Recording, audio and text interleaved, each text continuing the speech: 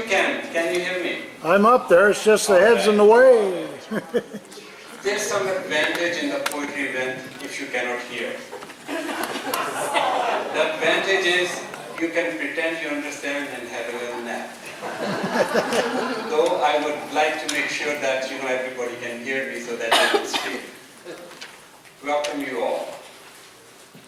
And it's a beautiful day, a beautiful morning, and I'm just so happy because if it was a day like yesterday, probably half of you would think of other things to do.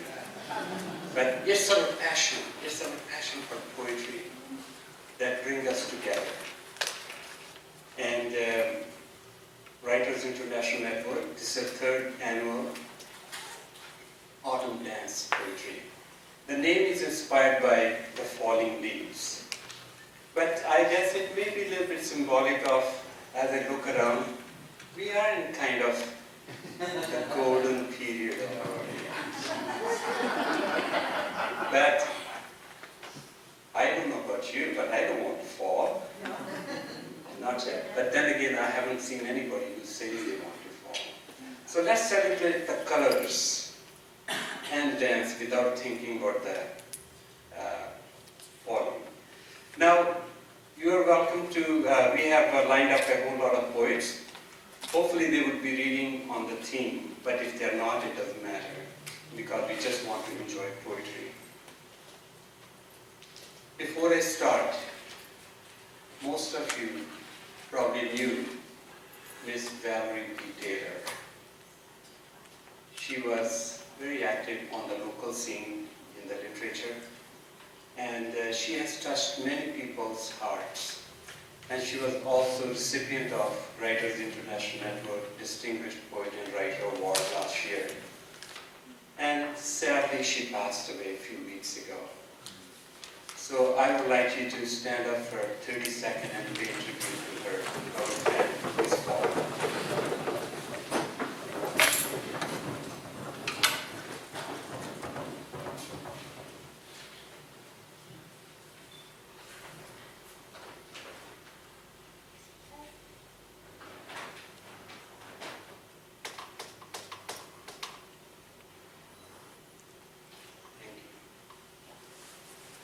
Valerie, we miss you, wherever you are, and I'm sure she will be very pleased.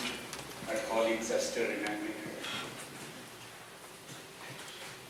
her. A few weeks ago, when I was surfing the internet, I stumbled upon a story of Anna Frank, a Jewish girl who had to go in hiding to survive from the Nazis during the Second World War. She was a teenager and she was forced to hide in one of those annexes in Amsterdam. And she was extremely bored. And she wrote a diary of how she felt. And that's her popular diary, which came into light after she did not survive the war and she died. I was very moved by her story. And she said that paper has more patience than man. Yes, of course. I think as poets, as writers, we know paper has more patience.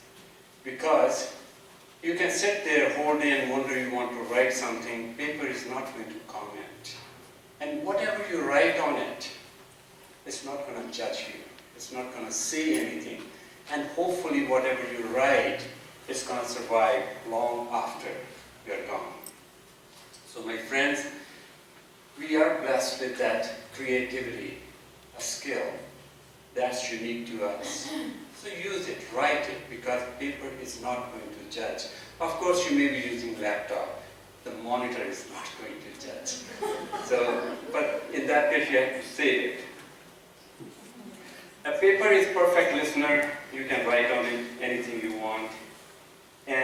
But at the same time, I would like you to remember, time is not a straight line, like from here to there. Our lives we live in a spiral, on and on and on. So time is infinite, but it's not limitless time. Time in itself may be limitless, but for us, our physical existence is not. So that brings us to, again, poetry and creativity. But I just want to make one more note. When you're writing, always remember, poetry doesn't belong to the person who writes it. Poetry belongs to the person who needs it. And that is I have stolen that quote from the movie called The Postman, where a famous Chilean poet, Pablo Neruda, was exiled, and he was in Italy, and this young man, postman, he used to come and deliver mail, and he will give him his books to read. He will encourage him. So one day this postman came in, he was very angry. He said, Mr. Pablo Neruda, you got me into trouble. And I don't know if I should thank you or what should I do with you. He said, what happened? He said, well, you gave me the poetry to read and to write, and now I'm in a big trouble. I'm in love. I'm in love. And she doesn't care about me. And Pablo said, listen, I asked you to read my poem, but not to steal them. Those poems are written for Beatrice, his girlfriend. He said, but Beatrice doesn't need them. It's Matilda. We got to read. So my friends, you write your best, you write on the paper that has all the patience, and give it to the world. That would be your legacy.